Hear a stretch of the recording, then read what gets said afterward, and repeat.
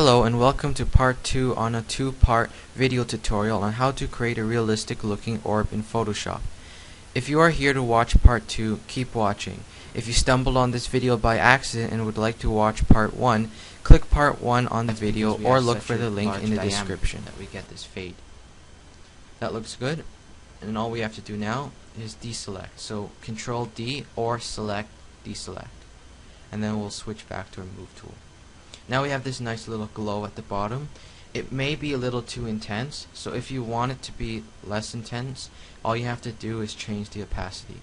I'm just going to lower it by a bit. Not too much though. 85 seems good for me. 85%. And that's about it. You may want to rename your layers, so I'm going to rename this to glow, just so we don't get confused. Then we have to make some sort of a shine at the top of our orb. So we're going to make this on another new layer. So we're going to go to our layers panel and click this icon again to create a new layer. And notice how it becomes layer 1 again. That's because I renamed our last layer 1. So we're going to rename this to shine. And click enter. And if you're wondering how to rename, all you have to do is click once and then click again slowly. That didn't work, and then you'll get this editable region so you can rename your actual layer. So we're gonna go with shine. Next we're gonna make a selection for our actual shine. So we're gonna use our elliptical marquee tool, and once again this may be hidden with a bunch of other tools, so if you don't see it, just click and hold and select elliptical marquee tool. Then click and drag. This doesn't need to be a perfect circle. I'm dragging in from the corner here, and then you get this nice curve, and then we can let go like that. Now we want our shadow, or not shadow, shine, to actually appear in this area of our orb and not in the background, but our actual selection is also selecting the background, so we have to change that. That's simple to do. All you have to do is hold down Control, Alt, and Shift. Control, Shift, Alt. Then move your cursor, which looks like two little pointers, onto the icon of shape 1. And you'll see that you have a selection. You have a little box with a dotted line around it and an X in the center. All you have to do is click, and you'll notice that the selection now wraps itself around the actual orb. And it also leaves this nice little curve where our shine is going to end. So once you have that selection down, you're just going to make sure you're on your shine layer, and then we're going to go to Edit, Fill, and we're going to make sure we fill it with white. So we select white and click OK. Then we deselect with Control D or select deselect. Now we have our shine, but as you notice it's just white. It looks way too strong. So to change that, we change our opacity. This one has to be something really low, around 20%. Or a little higher if you like it even stronger, or a little lower if you don't like the effect too much. So we're going to go with 20.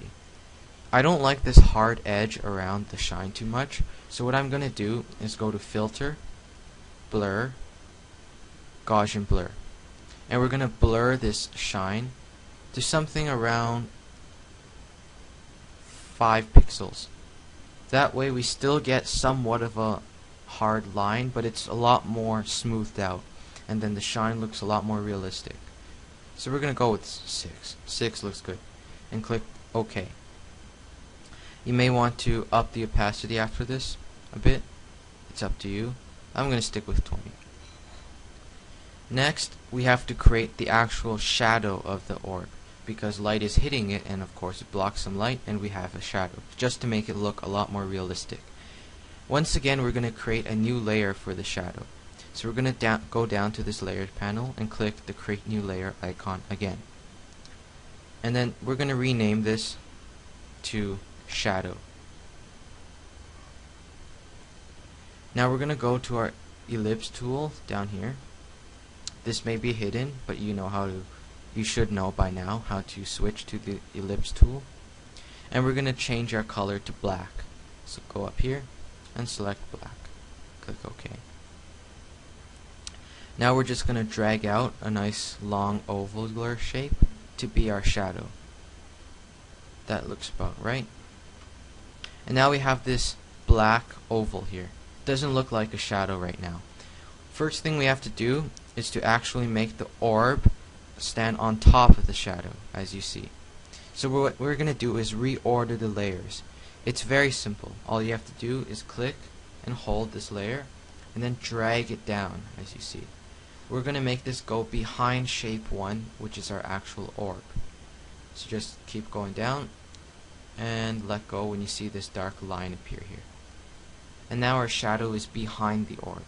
If you click away, you'll notice that the orb goes on top of the shadow and it's starting to look a lot more like a real shadow.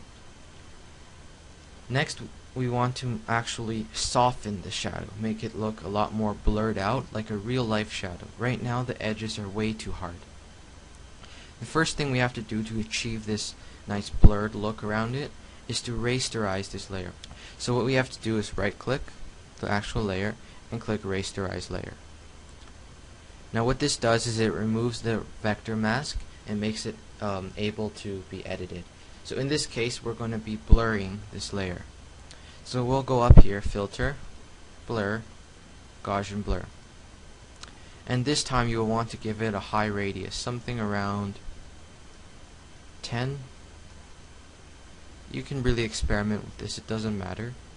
I'm going to go with 12, that looks good. Now you also notice that this shadow is a little bit too dark.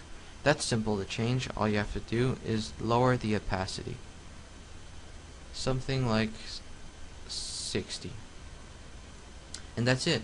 You have a nice professional looking orb with a very nice shadow at the bottom, and it was actually very simple to do. Now that you have this orb done, you can do a lot of cool things with it. You can, for example, add text in the orb, add shapes, add whatever you like. You can also make or duplicate a bunch of these orbs and put them together in some sort of image, like I did. Here we have several orbs, all of different colors with the shadows, and it makes some sort of a nice wallpaper, although it's very simple.